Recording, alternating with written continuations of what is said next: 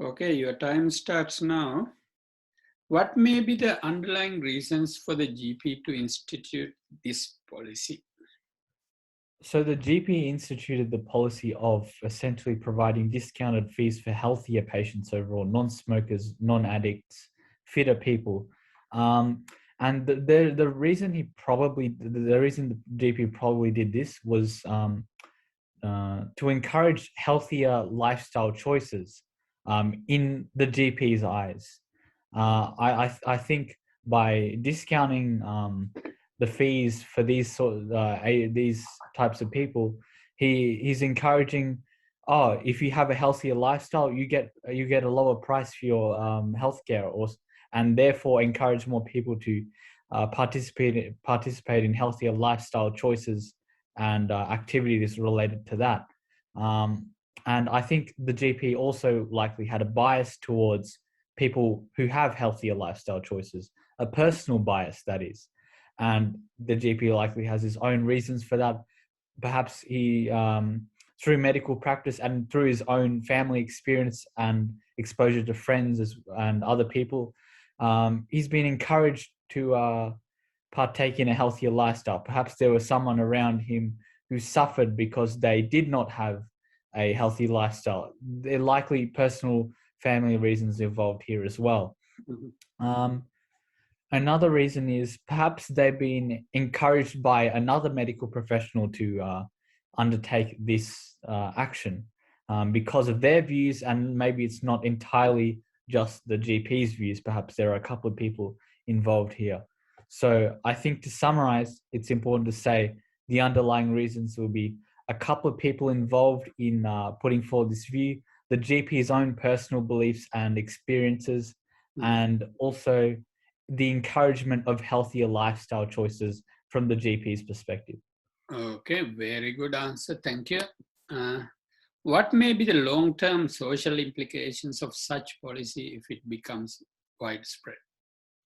The most obvious and first point is discrimination against those people who don't have healthy lifestyle choices, unfit people, non-smokers, as indicated in the prompt, so on. But I think general discrimination in society against them. There is some existing discrimination, but it'll be enhanced, is what I mean. Um, and I think people will be likely more detached from the people who are those sorts of characteristics. A smoker, for example, people will not want to associate with those people, and then there'll be a general dislike, a social divide between the population, parts of the population. And I think there'll also be an socioeconomic divide as well. So I think there's general associations with these groups: smokers, less fit people, drug addicts, to certain social and political classes. Now, they're generally associated towards the lower classes, not biasing, but that's how it is. And the opposite goes for the prospect of being healthy associated with higher income nowadays. Of course, the reverse was true a long time ago.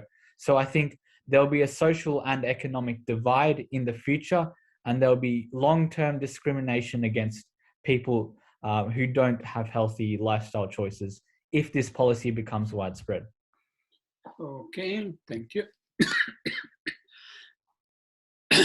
What is your view on higher airline fares for morbidly obese passengers?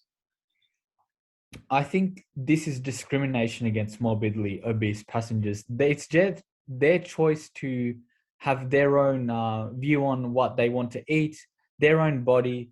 It's not. It could be body shaming in a way. This is discrimination in that fashion with regard to, you're not able to fit in standard passenger seats, therefore you need to pay for more expensive, roomy business class seats or something of the sort.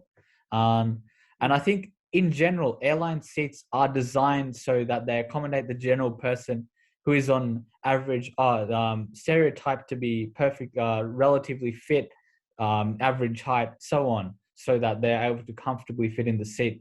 But of course, there are a lot of people, height-wise and weight-wise, who don't fit into that category. and unfortunately, it is discriminating against those people. And I think this is very unfair, as where we should be able to choose our own lifestyle path. We should be allowed to choose what we put into our bodies, and we should be allowed to express what we want, essentially. And I think in this day and age, there's there's been a new trend where encouraging body positivity, that is, in that we are allowed to express ourselves in whatever way we feel fit, and it doesn't matter what type of body we have. I think that general idea is being propagated forward, and I think that's great. And I think these higher airline fees are going directly against that. Okay. So you've got 2 minutes left. Anything else to add? Well, I'll add one more thing. This is a general case scenario. So where we have this social inequality, and that people with unhealthier lifestyle choices are associated with lower economic classes. So if that is true, indeed, then it'll be also encouraging a social and economic divide once again, that higher airline fees are placed on morbidly obese passengers, in that they'll now no longer be able to afford airline fees potentially, and it'll be beyond their budget. So we're encouraging discrimination, and we're encouraging a socioeconomic divide. And I think that'll cause outrage within the community. Now that there's the body positivity trend going on, if such things are introduced, they will essentially have a negative toll on how the overall view of body positivity, in the fact that we aren't getting what we want, but also in terms of how authority deals with this situation as well. So there'll be a backlash, essentially. Very good. So you got 30 seconds left. So we'll stop recording and then we'll discuss.